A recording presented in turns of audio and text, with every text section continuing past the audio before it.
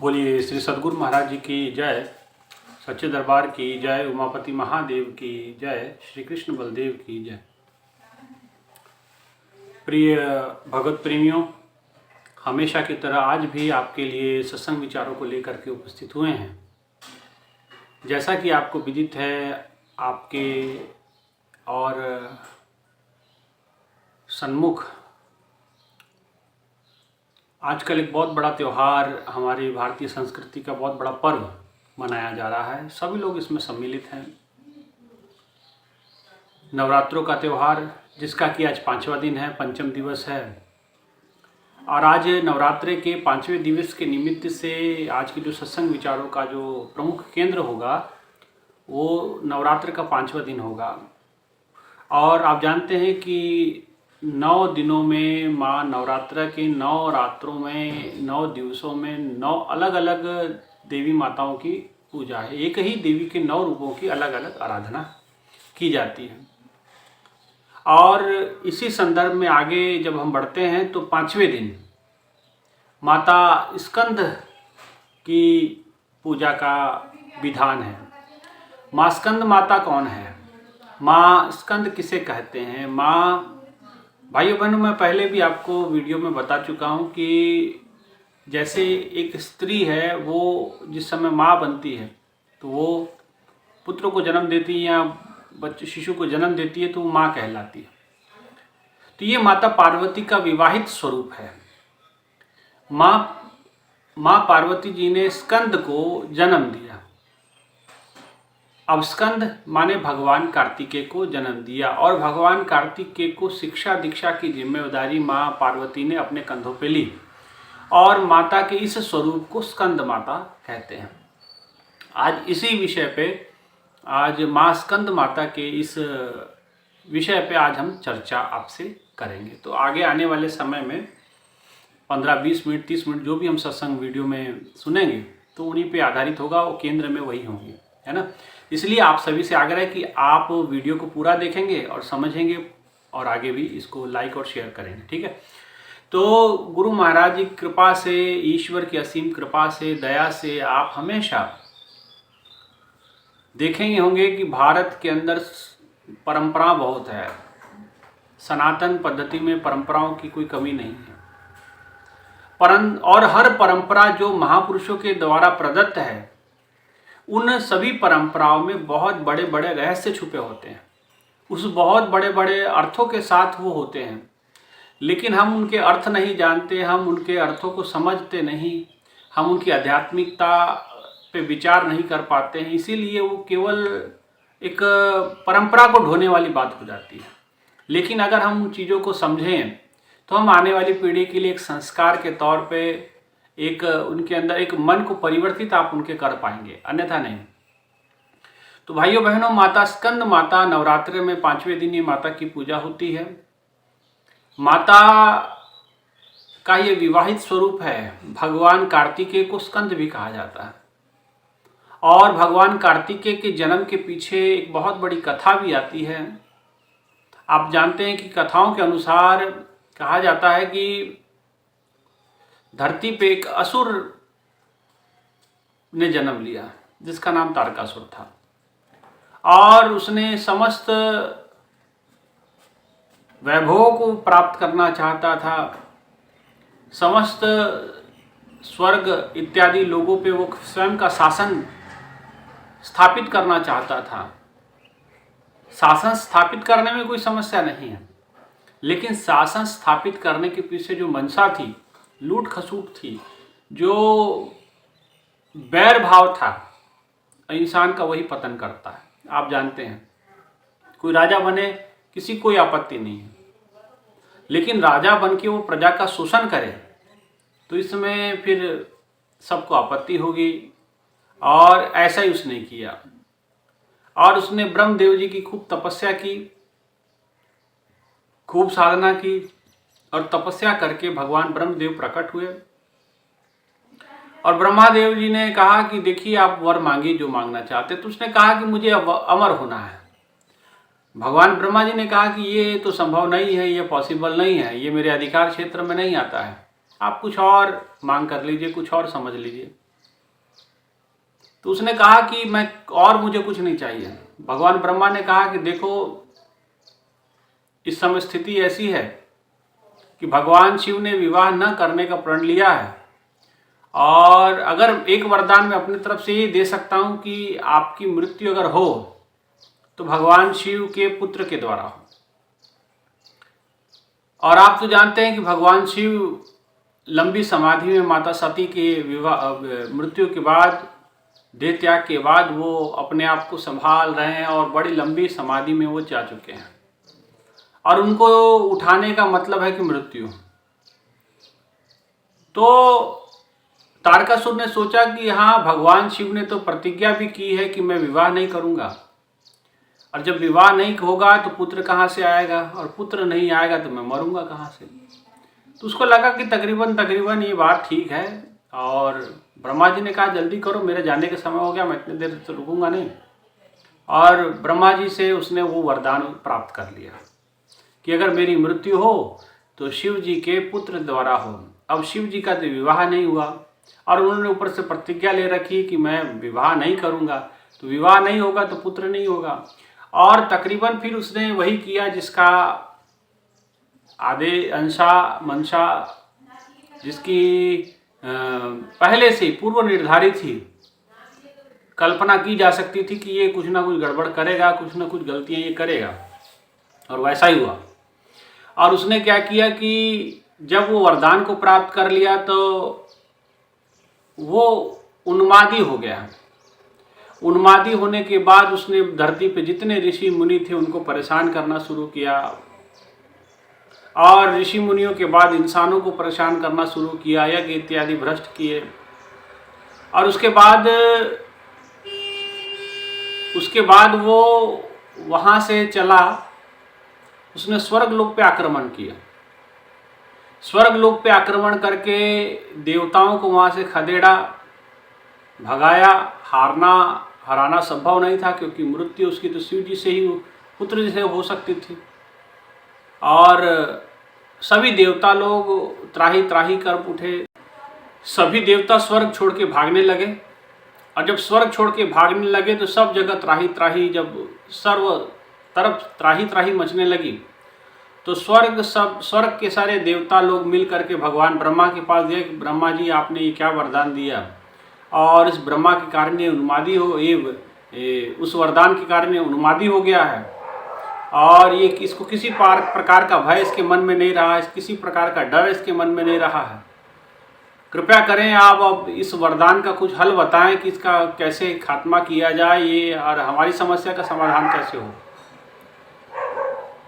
तो भगवान ब्रह्मा जी ने कहा कि देखो, ये शिव जी के पुत्र के द्वारा ही इसकी मृत्यु होगी, और शिव जी के पुत्र के द्वारा इसकी मृत्यु होगी, तो अब इसको आपको यही तय करना है कि शिव जी का विवाह आप करवाएं।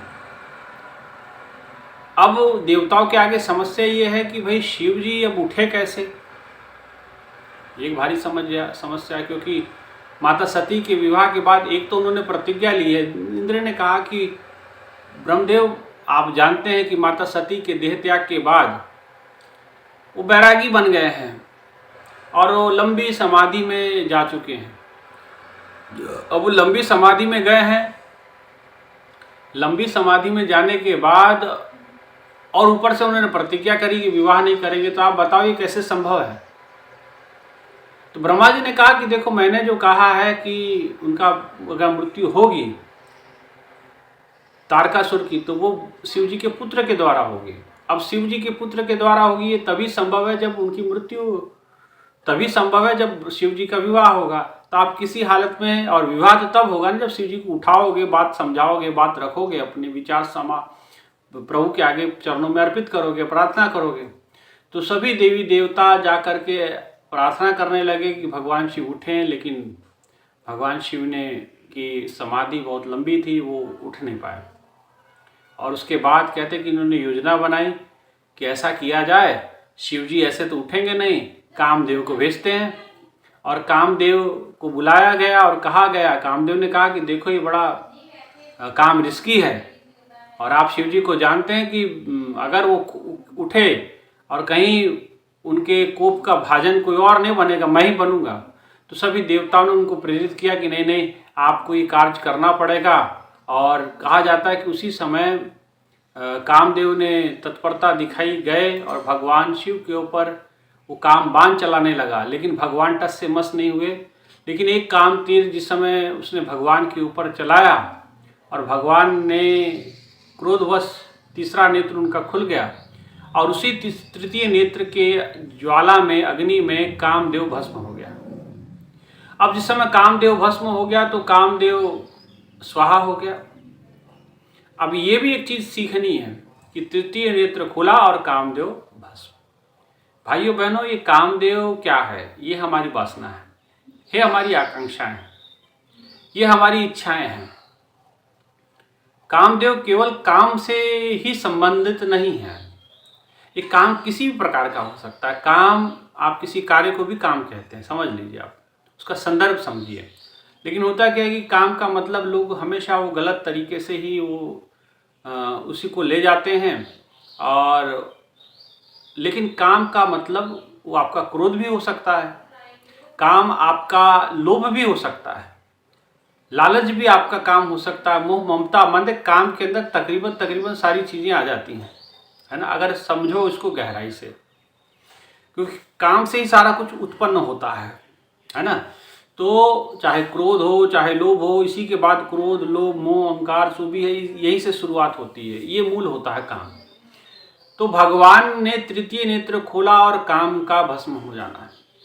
ये समझाता है कि भगवान जब तृतीय नेत्र खोले, काम का भस्म, ये हमें ये प्रतीक है इस बात का कि जब एक तो ये सर्वसामान्य से प्रचलन में ये बात है कि भगवान तृतीय नेत्र खोलते हैं तो सब कुछ भस्म कर देते हैं। नहीं भाइयों बहन, ये तृतीय नेत्र प्रतीक है दिव्य दृष्टि का। कहे नानक, ये नेत्र अंध से सतगुरु मिले दिव्य दृष्टि हो। इसको दिव्य दृष्टि भी कहते हैं। गुरु जब मिलता है दिव्य दृष्टि प्रदान करता है, और जब दिव्य दृष्टि खुलती है तो कहते हैं ना, दिव्य दृष्टि जागे भ्रम चुका है। जब दिव्य दृष्टि जागती है तो भ्रम हमारे खत्म हो जाते हैं। तो ये एक भ्रम हमारे मन में है कि अगर तृतीय नेत्र खुल गया भगवान का तो सब कुछ हो तहस नहस हो जाएगा, प्रलय हो जाएगा, पर ऐसा नहीं है। ये बात कहीं जस्ती नहीं है। ठीक है, भगवान प्रलय के देवता है, कालों के काल है, महाकाल है, उनके भृकुटि विलास सृष्टि लय हुई, ये बात संभव है, सही भी है। लेकिन कर्मों की प्रधानता भी है, जिसकी जैसे लिखा गया है वैसे ही उसकी मृत्यु होनी है। लेकिन प्रभु का जो तृतीय नेत्र है, ये प्रतीक है आंतरिक जगत में प्रवेश का। जब गुरु की कृपा से, गुरु भी शिव होता है, गुरु रे देवो महेश्वर, आपने सुना होगा कि गुरु भी शिव है। और जिस समय गुरु शिव के रूप में हमारे हृदय में प्रकट होता है और गुरु की कृपा से हमारी तृतीय नेत्र माने दिव्य दृष्टि, जहाँ मैंने तिलक लगाया है, भाई बहनें बिंदी लगाती हैं, भाई लोग तिलक लगाते हैं, बहनें बिंदियाँ लगाती हैं। इस बिंदी जिस जगह पे लगाई जाती है, तिलक जहाँ पे लगाया जाता है, यहाँ वो नेत्र होता है।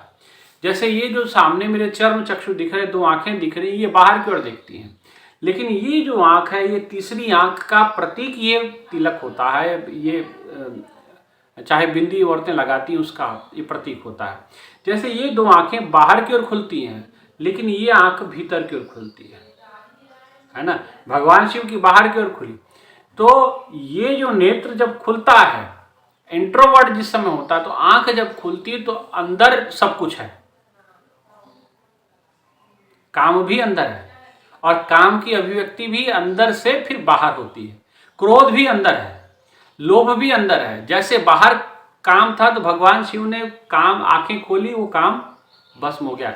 ये आपके अंदर का काम, आपके अंदर का क्रोध, आपके अंदर का लोभ, आपके अंदर का ममता, चाहे जिस प्रकार में भी वो अवगुण है, चाहे अहंकार के रूप में है, सूक्ष्म से सूक्ष्म भी है, जब ये नेत्र खुलता है, आंतरिक जगत में जाता है, तो अंदर की वो अवगुणों को भस्म कर देता है। पंच परवान, पंच प्रधान, पंचे पावे दरगे मान। गुरबानी में आता कि 5 प्रकार के ये विकारों के बारे में मुख्य चर्चा आती है कि 5 काम, क्रोध, लोभ, मोह, अहंकार, ये 5 प्रकार के विकार कहे गए। लेकिन इन 5 विकारों को वो सद्गुणों में बदल देते हैं, है ना। और जो हमारे नाश का कारण है, प्रभु उसको नाश कर देते हैं। इसके बारे में बड़ा सुंदर गीता के अंदर ये व्याख्यान कभी आपने सुना होगा। भगवान कृष्ण कहते हैं कि ज्ञान अग्नि सर्व कर्माणि भस्मसात कुरुते तथा, कि ज्ञान की अग्नि सभी कर्मों को जला के भस्म कर देती है, अच्छे और बुरे सभी प्रकार के। तो ज्ञान की अग्नि आपके कर्मों को भस्म करने का मतलब, इसको मैं इसी से जोड़ता हूँ कि भगवान की ये जब नेत्र खुला है, या एक व्यक्ति का, एक जीव का प्रभु के चरणों में, गुरु के चरणों में जिस समय उनको दीक्षा प्राप्त होती है, गुरु के चरणों से उसको ज्ञान प्राप्त अर्जित होता है, उसकी ये दिव्य दृष्टि खुलती है। और जिस समय दिव्य दृष्टि उसकी खुलती है, तो दिव्य दृष्टि खुलने के बाद अंदर में जो प्रकाश प्रकट होता, उसी प्रकाश में काम, चाहे क्रोध, चाहे लोभ, चाहे मोह, चाहे अहंकार, ये पांचों प्रकार के विकार क्षणे क्षणे क्षणे क्षणे समाप्त होते हैं, हर चीजें खत्म होती हैं। तो उसको इस तरीके से ले सकते। तो ये कथा का, इस प्रसंग का ये अर्थ बनता है। और इससे भी सुंदर अर्थ बन सकता है प्रभु के, आप जब आप उसी तरीके से अगर व्याख्या को समझना चाहेंगे तो बहुत चीज़ें आप निकाल लेंगे। तो मैं अपनी तुच्छ बुद्धि से कुछ चीज़ें आपके सामने रख देता हूँ। और जैसे प्रभु ने ये आंख खोली, कामदेव भस्म हुआ, कामदेव, अब सभी देवता लोग हैरान हो गए कि ये अब कैसे होगा, अब कामदेव से तो बाण चला भाई, वो तो काम आया नहीं। तो ये बात समझना है कि काम से आप भगवान तक नहीं पहुंच सकते, ये भी एक अर्थ उसका हो सकता है। काम से आप ईश्वर को जागृत करना चाहते हैं, काम से प्रभु जागृत होंगे। कई ऐसे लोग हैं जो कहते हैं कि नहीं, जो मन करता है वो करो, जो भोग करने हैं करो, भगवान ने भोग के लिए तो पैदा किया है। तो भाई भोग से, मैंने पहले भी कहा, कीचड़ से कीचड़ नहीं धोया जा सकता है। काम से आप प्रभु को प्राप्त नहीं कर सकते, काम से आप ईश्वर को प्राप्त नहीं कर सकते, काम से काम आपको ईश्वर तक नहीं पहुंचा सकता। अगर आपको ईश्वर तक पहुंचाना है तो माध्यम कुछ और है, माध्यम गुरु है, माध्यम सतगुरु है। तो कहते कि ब्रह्मा जी ने देवताओं को समझाया, नारद जी ने समझाया कि ऐसे प्रभु नहीं उठेंगे जैसे आप उठा रहे हैं। उल्टा आपको ये पता चले कि वो वरदान, एक शाप तो है ही है तारकासुर, और कहीं भोलेनाथ जी नाराज हो गए तो और भी पाप आपके सर चढ़ जाएगा और आपको श्राप ना मिल जाए कुछ। तो उन्होंने कहा कि फिर कैसे होगा। उन्होंने कहा कि भगवान शिव राम जी की बात नहीं टालते हैं, आप प्रार्थना करें भगवान नारायण से, हरि से, राम जी से, और प्रभु को आके वो जगाएं। तो सभी देवता लोग प्रभु श्री राम से आग्रह करते हैं और भगवान श्री राम सभी देवताओं की बात सुन करके उस आग्रह को स्वीकार करते हैं, भोलेनाथ जी के पास जाते हैं और दोनों हाथ जोड़ते हैं और भगवान को कहते हैं कि प्रभु आपके चरणों में आपका दास आया है और इस दास की प्रार्थना स्वीकार करें, अपने नेत्र खोलें। भगवान के जैसे ये मर्म भेदी शब्द भगवान के कर्ण गोचर होते हैं, भगवान शिव तुरंत अपनी आंखें खोलते हैं, आसन से उठते हैं, दोनों हाथ जोड़ लेते हैं। भगवान कहते हैं कि प्रभु ये क्या बात हो गई, आप हमारे मालिक हो, आप हमारे प्रभु हो और आप अपने आप को दास कह रहे हैं, ये तो बात ठीक नहीं है, ये सर्वथा उचित नहीं है।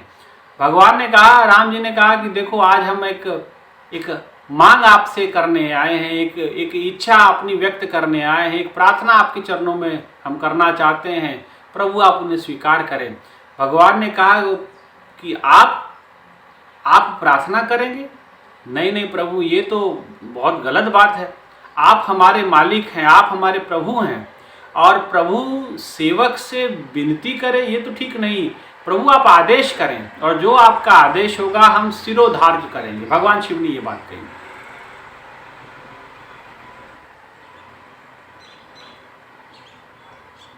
भगवान ने कहा कि शिरोधार्य करेंगे।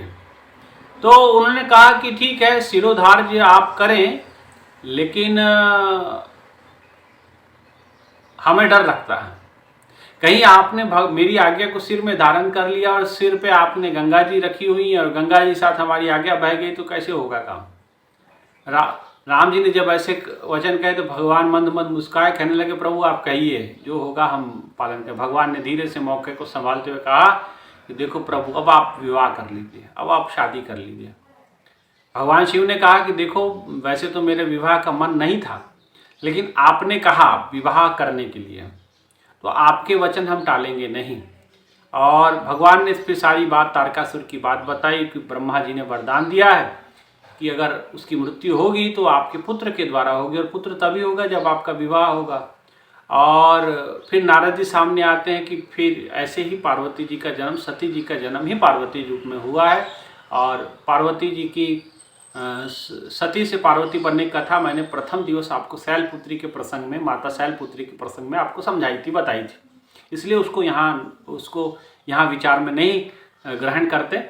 तो माता सती ही पार्वती रूप में जन्म ली है, ये बात भगवान भोलेनाथ को समझाई गई, बताई गई। भगवान को समझते देर ना लगी। भगवान ने कहा कि ठीक है, आप विवाह की तैयारियां कीजिए, और माता पार्वती जी से भगवान शिव का विवाह तिथि तय होती है। भगवान शिव का पार्वती जी से समय पर विवाह भी होता है। चूँकि अब जब विवाह प्रभु का हो गया, लेकिन कार्तिकेय के जन्म में कुछ समस्याएं थी, लेकिन भगवान शिव ने कहा कि ये समस्या कोई समस्या नहीं है, पार्वती आपके लिए कोई समस्या नहीं, आप जगत जननी कुछ भी कर सकती हैं। तो भगवान शिव के और माता पार्वती के संयोग से, शक्तिपात से एक प्रकाश पुंज प्रकट होता है, और वो प्रकाश पुंज कई रूपों में, वो शक्तिपुंज कई रूपों में अलग हो जाता है, कई रूपों में विभक्त होता है। और कहते हैं कि वो उस पर तारकासुर का तो नज़र थी ही, और वो शक्तिपुंज को ख़त्म करना चाहता था। उसने उस पर तीर चलाया, वो कई रूपों में अभिव्यक्त हो गया, और जिस समय कई रूपों में अभिव्यक्त हो गया तो पानी में बह करके वो जो है कृतिका लोक पहुंच जाता है। और कृतिका लोक में जिस समय पहुंचता है तो भगवान शिव, माता पार्वती वहां पहुंचते हैं, और वहां पहुंचने के बाद कृतिकाओं को आदेश देते हैं कि देखिए आप इस बच्चों को संभालिए, क्योंकि वो 6 रूपों में, 5 रूपों में ऐसे अभिव्यक्त हो जाते हैं। और जिस समय हो जाते हैं तो अब कृतिका लोक में पहुंच करके पुनः वो एक हो जाते हैं। और भगवान ने कहा कि इसको आपको संभालना है, आप इनकी माताओं के रूप में इसको बड़ा करेंगी, जब तक ये बड़े नहीं हो जाते तब तक इसी लोक में रहेंगे, क्योंकि इस कृतिका लोक के अंदर पापी व्यक्ति प्रवेश नहीं कर पाएगा। और माता पार्वती ने भी आशीर्वाद दिया। कार्तिकेय, इसी कारण से नाम उनका कार्तिकेय पड़ा। माँ स्कंद माता की कथा ये है कि स्कंद को ही स्कंद को, कार्तिकेय भगवान को ही स्कंद कहा जाता है। भगवान स्कंद भी कहा जाता है, भगवान कार्तिकेय भी कहा जाता है। अब वो स्कंद या माता भगवान कार्तिकेय का परवरिश वहाँ कृतिका लोक में हुआ, इसलिए कार्तिकेय कहलाए। अब जिस समय वो बड़े हो जाते, युवा हो जाते हैं, तो माता पार्वती, भगवान शिव उसको अपने साथ लिवा ले जाते हैं, और उसको सारी बात बताते हैं, उसके अपने जन्म कर्म के बारे में बताते हैं कि आपके जन्म का कार्य सिद्ध करना जरूरी है, इसलिए आप इसके लिए तत्पर हो जाएं। भगवान की बातें सुन करके, सारे विचार सुन करके वो देवसेना के प्रमुख होने का बीड़ा उठा लेते हैं, और देवताओं ने भगवान शिव के आदेश पर आक्रमण किया तारकासुर पे। लेकिन तारकासुर के प्रहार से भगवान कार्तिकेय आहत हो जाते हैं, परेशान हो जाते हैं। तो माता पार्वती जी ने पूछा कि ये क्या हो गया, इसके हाथों तो तारकासुर का वध होना था, लेकिन ये खुद ही उसके हाथों से घायल होकर के आ गया।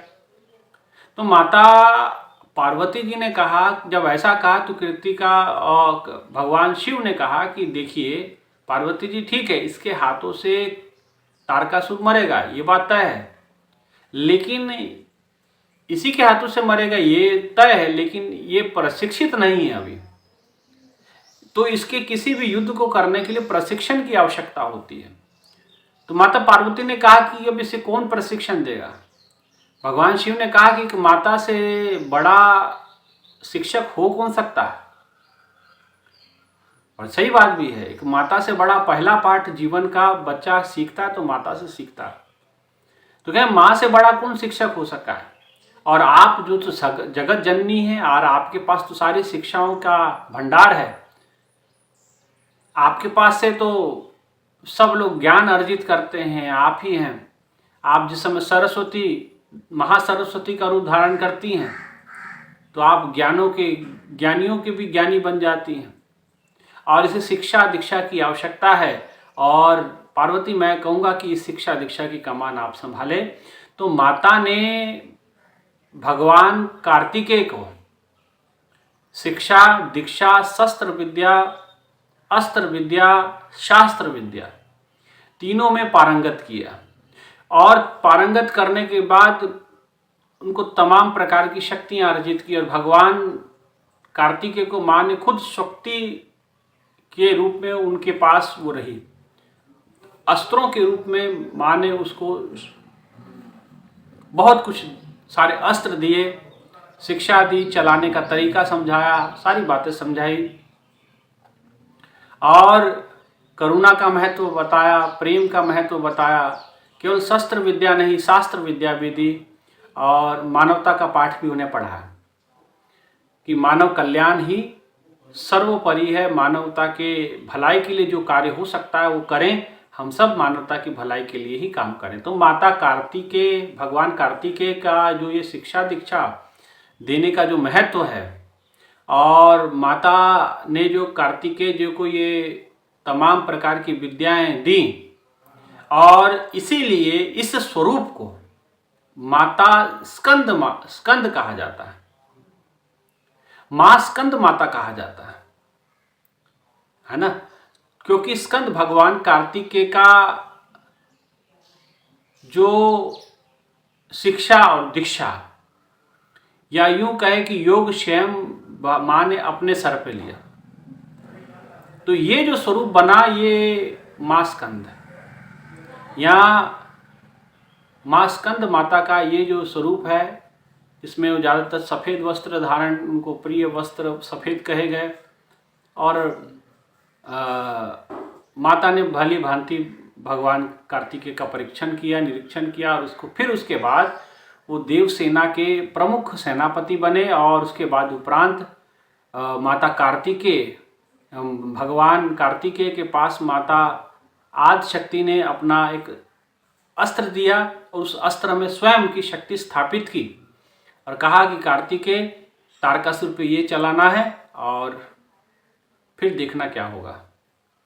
और फिर जब प्रशिक्षित होकर के गए तो कहने का मतलब फिर उसने तारकासुर को वध किया। तारकासुर को वध करने के बाद देव भयहीन, भय से मुक्त हो गए, भय विहीन हो गए, है ना। तो भाइयों बहनों, ये भगवान कार्तिकेय की जो पूजन है, या भगवान कार्तिकेय के जो शिक्षा दीक्षा का स्वरूप है, यही स्कंद माता का स्वरूप है। और ये आप हम सब मानव जाति को समझना भी है। जैसे माँ पार्वती ने कार्तिकेय जी की शिक्षा दीक्षा का भार अपने सर पे लिया, तो सभी माताएं बहनें, सभी भाई, चाहे माताएं हैं चाहे भाई बहनें, दोनों के लिए जो भी अपना आदर्श माँ पार्वती को या इनको मानती हैं, तो उन सब से आग्रह है कि जैसे माँ ने कार्तिकेय की सारी जिम्मेदारी का मतलब शिक्षा दीक्षा का जिम्मेदारी अपने सर पे लिया। भगवान भोलेनाथ सक्षम थे, लेकिन उन्होंने मानव जाति के सामने प्रेरणा भी रखनी थी, तो उन्होंने सारी जिम्मेदारी माँ पार्वती को दी कि जाओ आप अब शिक्षा दीक्षा का महत्व समझाओ और इसको शिक्षित करो, दीक्षित करो। तो ऐसे और सभी विषयों पे आप माताएं, सभी माताएं, क्योंकि सब के अंदर वो पार्वती जी के गुण हैं, सभी के अंदर वो शक्ति स्वरूप हैं। इसलिए सिया राम मैं सब जग जानी करूँ प्रणाम जोर जुग पानी, कि आपके अंदर, सभी के अंदर माता सीता और पुरुषों के अंदर प्रभु श्री राम को देखते उन्होंने प्रणाम किया कि आपके अंदर सब शक्ति स्वरूपा हैं। तो आप भी अपने बच्चों की शिक्षा और दीक्षा पे विशेष महत्व दें। आप अपने हाथों से अपनी निगरानी में उनकी शिक्षा दीक्षा रखें। ये समस्त नारी जाति के लिए बहुत बड़ा संकेत है। अक्सर ये होता है कि औरतें, महिलाएं, बहनें बच्चों को तो जन्म देती हैं, ठीक है, माँ बन जाती हैं, माँ बनने के बाद स्कूलों में भी भर्ती करवा देती हैं, लेकिन उसकी शिक्षा दीक्षा पे बिल्कुल आपका फोकस नहीं होता है। आप उस पर कॉन्शियस नहीं होते हैं, आप उस पर जागरूक नहीं होते कि बच्चा पढ़ रहा है, नहीं पढ़ रहा, उसकी रुचि किस में है, किस प्रकार से उसको पढ़ाना है, क्या तरीका हम अपनाएं जो बहुत सुंदर पढ़ाई करे, उसका मन एकाग्र हो, हर विषय उसका अच्छा हो, और उसके अंदर रुचि, अगर रुचि नहीं आ रही बच्चे के अंदर, तो रुचि पैदा कैसे करें, ये भी एक माँ का कर्तव्य है। कई लोग कहते हैं बच्चों का मन नहीं लगता पढ़ने में, तो मन उसका कैसे लगे, इस पे रिसर्च आप करें, है ना। तो ये भी एक जरूरी पार्ट है। उसके साथ समय समय पे उसके बौद्धिक परीक्षण भी हो, उसका शारीरिक परीक्षण भी जरूरी है। माँ ने केवल ये नहीं कि उसको सिर्फ बुद्धि का ज्ञान दिया, सिर्फ पढ़ाई लिखा, शास्त्र, अब शास्त्र के लिए सबसे बड़ा शास्त्र और शस्त्र को या ज्ञान अगर धारण करना है तो आपका शस्त्र, सबसे बड़ा शस्त्र तो आपका स्वयं का शरीर है। तो उसको कैसे सीधा रखें, उसकी कैसी व्यवस्था बनाएं, वो कैसे सही हो, तो उसकी पूरी व्यवस्था माता पार्वती जी ने की। तो आपको भी केवल बच्चों को केवल पढ़ाई रट्टू तोते भी नहीं बनाना है, तो उसको शास्त्र के साथ साथ शारीरिक रूप से भी क्षम्य हो, क्षमतावान हो, ताकि वो 10 लोगों के बीच में खड़े हों तो दिखे दूर से, पर्सनैलिटी डेवलप हो उसकी। तो पर्सनैलिटी डेवलपमेंट पे भी माताओं को काम करना, अपने बच्चों की जो पर्सनैलिटी है वो कैसे थोड़ी सी डेवलप करें, इस पे काम आपको करना है, ठीक है ना। तो अगर आप इस पे अगर करना चाहेंगे तो सब कुछ हो जाएगा, बहुत कुछ है चीज़ें, इसलिए पर्सनैलिटी डेवलपमेंट जरूर अपने बच्चों की करें। और मैं आज के तथ्य के अनुसार बात कह रहा हूँ, लेकिन माता स्कंद आपको शिक्षित और दीक्षित, जो उन्होंने अपने पुत्र को शिक्षा और दीक्षा दोनों दी, आपका भी धर्म, आपका भी कर्तव्य बनता है कि आप अपने बच्चों को शिक्षित करें, दीक्षित करें। और यही वास्तविकता में माँ स्कंद माता की पूजा होगी। माता स्कंद माता की नवरात्र के 5वें दिन की यही असली महत्व है। इसलिए आप अपने बच्चों को शिक्षित करें, दीक्षित करें और हर क्षेत्र में हर प्रकार की उसको जानकारी देने का प्रयास करें, है ना। अच्छी भली बुरी सारी जानकारी उसको होगी, तभी वो उचित और अनुचित का फैसला कर पाएगा, अन्यथा नहीं कर पाएगा, है ना। इसलिए अपने बच्चों को इस प्रकार की शिक्षा दीक्षा देना, यही स्कंद माता जी का असली पूजा होगा, है ना। वैसे तो जो भी पूजा विधि विधान है आप करते ही हैं, पंडित जी आकर के, पुरोहित जी आपको करवाते ही हैं, तो वो उसमें हमको कुछ कहना नहीं, वो अपनी जगह बिल्कुल ठीक है ना।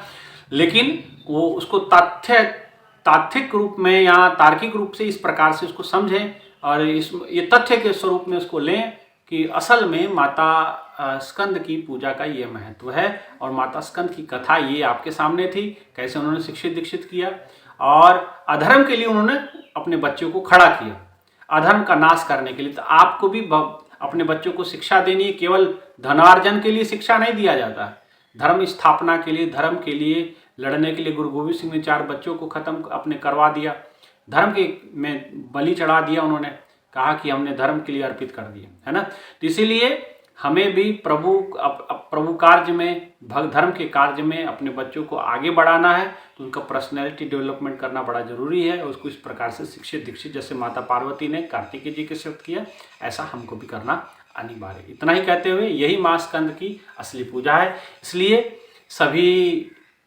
भक्तों को, सभी देशवासियों को माँ स्कंद माता के पूजन का हार्दिक शुभकामनाएं। नवरात्र के 5वें दिन की हार्दिक शुभकामनाएं सभी लोगों को। इसलिए सभी लोग माँ पार्वती की तरह जागरूक होकर, जैसे कार्तिकेय को उन्होंने शिक्षित दीक्षित किया, आप अपने बच्चों को कार्तिकेय समझ करके उसको शिक्षित करें, दीक्षित करें और उसका पर्सनैलिटी विकसित करें, है ना। इतना ही कहते हुए विचारों को विराम। और आप सभी से आग्रह है कि इस चैनल को जरूर सब्सक्राइब करें, वीडियो को देखें, औरों को दिखाएं और जरूर पूरा सुने, तभी बात समझ में आती, नहीं अन्यथा बीच में सुनेंगे तो बात समझ में नहीं आएगी, ठीक है। विचारों को विराम। बोलिए श्री सद्गुरु महाराज जी की जय, सच्चे दरबार की जय, उमापति महादेव की जय, माँ स्कंद माता जी की जय। धन्यवाद।